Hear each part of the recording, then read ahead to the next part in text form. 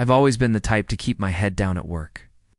I'm not flashy, I don't compete for the spotlight, and I certainly don't get involved in office politics. My focus is on doing my job well, delivering quality results, and going home without unnecessary drama. But apparently that makes me an easy target, at least for someone like Darren.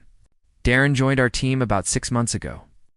From the moment he walked in, I could tell he was the type who played the political game.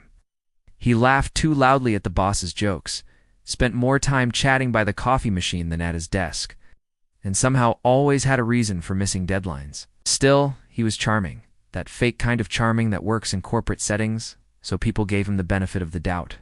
When our department landed a huge potential client, my manager Qley decided to assign me to lead the research and first draft of the proposal. This was not just any project. This was the kind of deal that could bring in millions and make our team look like rock stars. I took the responsibility seriously. For 3 straight weeks, I poured myself into the work. I stayed late in the office almost every night, triple-checking my data, analyzing market trends, and crafting a presentation that was airtight. I knew our chances of winning this client were good, and I wanted to make sure there wasn't a single flaw in the proposal. Finally, the day before the presentation, I sent my completed draft to Qley and copied Darren, since he was tasked with polishing the slides. I assumed this meant formatting the text, adding some visuals, maybe tweaking a few transitions. I didn't think twice about it. The next morning, I walked into the conference room and immediately felt something was off. Darren was standing at the front of the room, chatting with the client, smiling like he'd known them for years. I took a seat quietly, expecting him to introduce me as the lead on the project. Instead, the meeting began, and he launched into my presentation, word for word. He didn't just use my data. He used my phrasing, my examples, my jokes. And every time the client nodded approvingly, Darren smiled and said things like, "When I was putting this together," or "I wanted to make sure we included." My name was never mentioned. Not once. By the end of the meeting, the executives were shaking Darren's hand, telling him what a fantastic job he had done. Qley even told him she'd be putting his name forward for Employee of the Month. Meanwhile, I sat there with a tight smile, my blood boiling. I could have called him out right then, could have embarrassed him in front of the entire room. But instead, I decided to wait. Because the client had requested a deep dive follow-up meeting in 2 weeks, and Darren had no idea what was actually behind the numbers. I knew exactly how this was going to play out. The 2 weeks between the first meeting and the follow-up felt like an eternity, but it gave me plenty of time to plan. I knew Darren had skimmed the work without really understanding it. He was the kind of guy who thrived on surface-level charm, not substance. The client's follow-up questions would be far more technical, digging into details only I could answer. Still, I didn't want to leave anything to chance. I quietly spoke with Qley and asked if I could take on a few smaller projects during those 2 weeks. This way, Darren would have to handle most of the client communication on his own. She agreed without thinking twice, probably assuming I was being team-oriented. Meanwhile, looked thrilled that I was letting him take the lead. Behind the scenes, I also made a subtle change. I updated a few of the key data points in my analysis based on the latest market reports, but I didn't tell Darren. These weren't huge changes, but they would completely alter the conclusions if someone actually understood the material.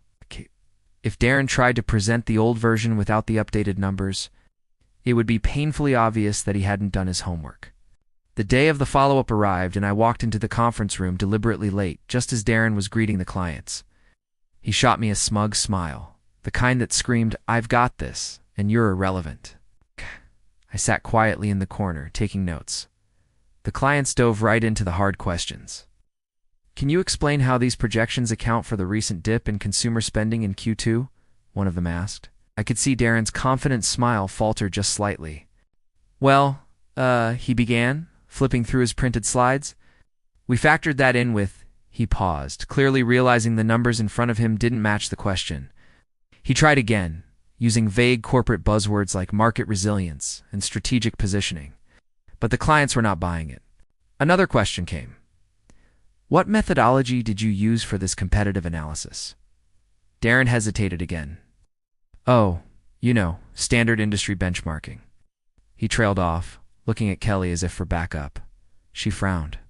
Finally, one of the clients turned to me. You seem to know this data, he said. Could you clarify for us? I smiled, almost sweetly. Of course, I said, pulling up my own updated report from my laptop. I walked them through each detail, explaining how the recent changes in the market had shifted our strategy and why the updated projections made more sense. The clients nodded, taking notes. Darren sat there in silence, his face turning redder by the minute. By the time I finished, it was clear who the real expert in the room was, and it wasn't him. When the meeting ended, the clients thanked me directly. Darren avoided eye contact, and Qley looked like she had just realized something important. I knew my revenge wasn't complete yet, but the cracks in Darren's fake image were starting to show. The moment we stepped out of the conference room, Darren tried to recover his confidence. Well, he said, forcing a laugh, I guess the clients really love it when we tag team a presentation. Qley raised an eyebrow. Tag team. Darren, you barely answered any of their questions. He shrugged it off, muttering something about being more of a big-picture guy. But I could see the unease in his eyes. The first crack in his armor had widened. Over the next few weeks, I noticed a shift. Darren was suddenly more hands-on with my work. Not to help, of course, but to keep tabs on it. He'd drop by my desk and ask questions like, so, what's our angle on the Johnson account?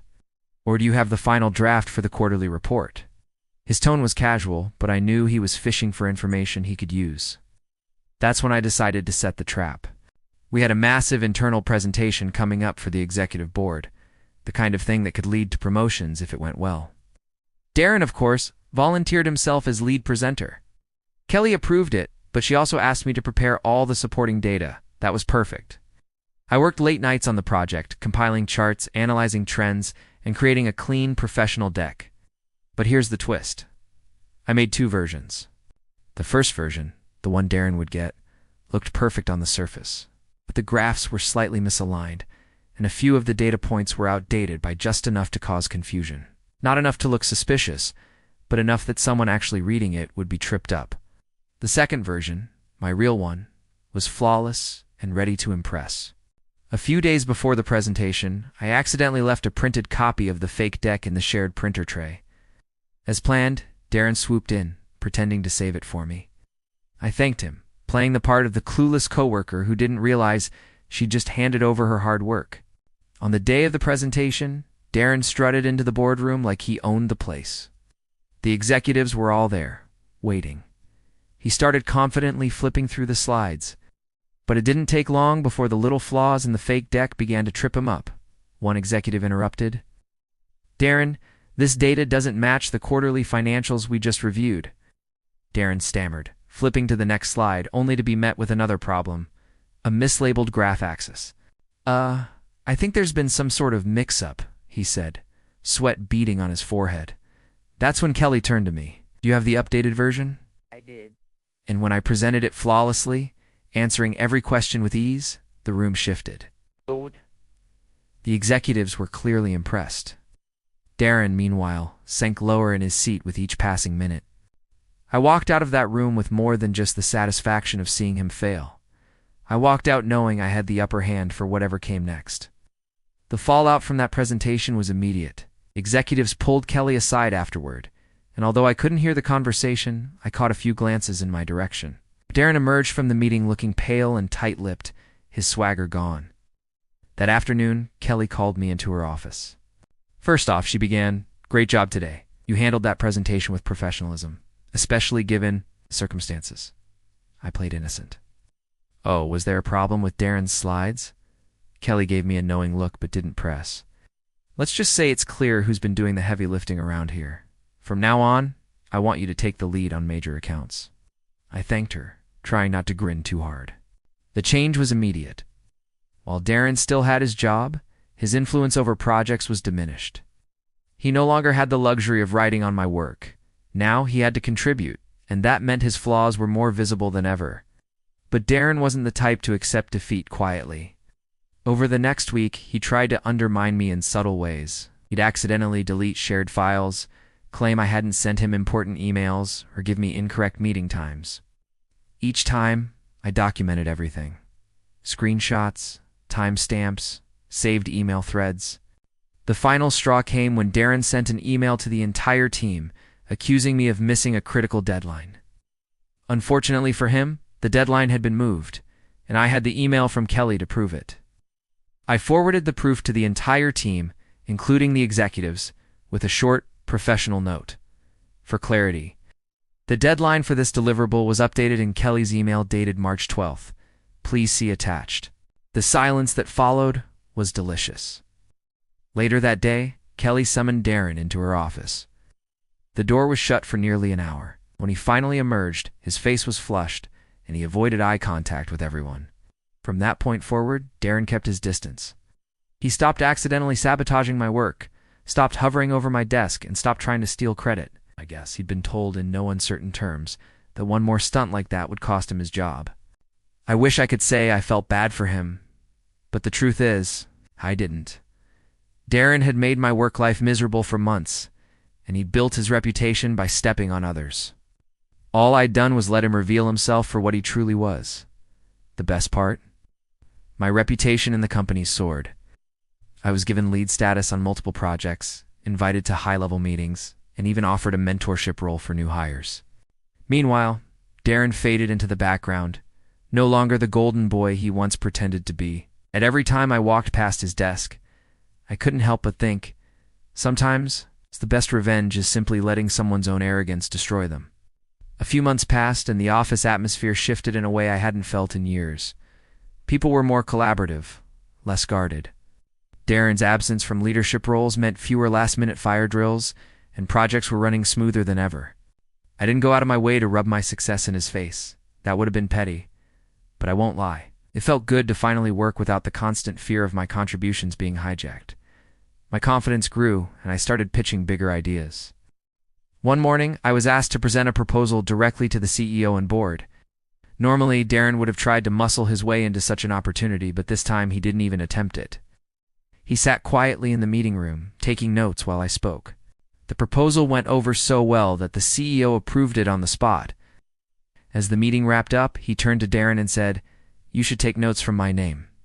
That's how you present with preparation and insight." I nearly had to bite my cheek to keep from smiling.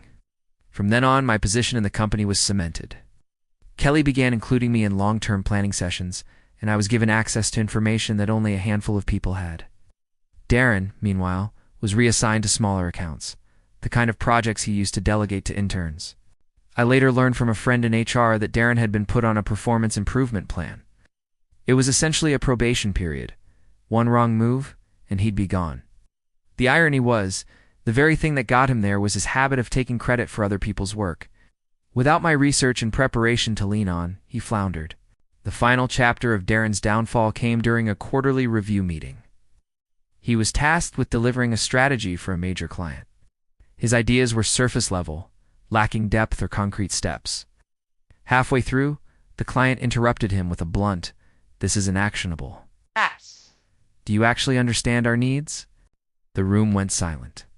Qley stepped in to salvage the meeting, but the damage was done. A week later, Darren's desk was cleared out. His nameplate vanished and his email address stopped working. The official email from HR said he had decided to pursue other opportunities, but everyone knew what really happened. I never saw Darren again after that day. But I didn't need to. The memory of that smirk he used to wear, the one that said he thought he could walk over anyone, was long gone. In the end, I didn't have to destroy him. I just had to step back, do my job, and let him fail under the weight of his own lies. It was the most satisfying victory I'd ever experienced in my career. In the weeks following Darren's departure, the office felt lighter. The tension that had always hovered in the background vanished. Conversations were more open, brainstorming sessions flowed naturally, and people no longer guarded their work like it was state secrets. It wasn't until he was gone that I realized how much of our team's energy had been spent protecting ourselves from him. Darren had been like a black hole. Everything good and productive was eventually sucked into his orbit and twisted into something self-serving. Qley stopped by my desk one afternoon with a warm smile. "You know," she said, "the board has been impressed with your initiative these past few months. I think it's time we talk about your future here." That conversation led to a promotion, not just in title, but in responsibility and pay. I was now leading projects Darren had once tried to claim for himself. Only this time, I was building a team that actually worked together, where credit was shared and everyone felt valued. One Friday, as I was packing up for the weekend, I got an unexpected LinkedIn message. It was from Darren. "I guess I underestimated you. Congrats on the promotion." No apology. No acknowledgement of what he'd done. Just a single line that somehow felt both backhanded and begrudgingly respectful. I stared at the message for a moment, then closed the app without replying. Some bridges are better left burned. Months passed, and our team's success became the highlight of quarterly reports. The proposal I had presented earlier that year turned into a multi-year contract worth millions for the company. I was flown out to meet clients, attend conferences, and speak on panels about leadership and innovation. Every now and then, someone would bring up Darren in passing, usually in the context of "remember when?" Stories about office disasters became something of a cautionary tale for new hires. Proof that arrogance and shortcuts only get you so far before they catch up with you. One evening, while clearing out old files, I stumbled across a folder labeled Darren's presentations. I almost laughed at how thin they were. Flashy slides with buzzwords, but no substance. I thought back to all the times I'd poured weeks into a project, only to watch him take the stage and accept the praise. The satisfaction I felt wasn't spiteful anymore. It was the quiet confidence that comes from knowing I'd played the long game and won. Looking back, I realized the best revenge hadn't been watching Darren fail, though that was undeniably satisfying. It was thriving without him, building something real, proving to myself more than anyone that I didn't need to fight dirty to come out on top. And if I ever cross paths with another Darren in my career, I'll know exactly how to handle him.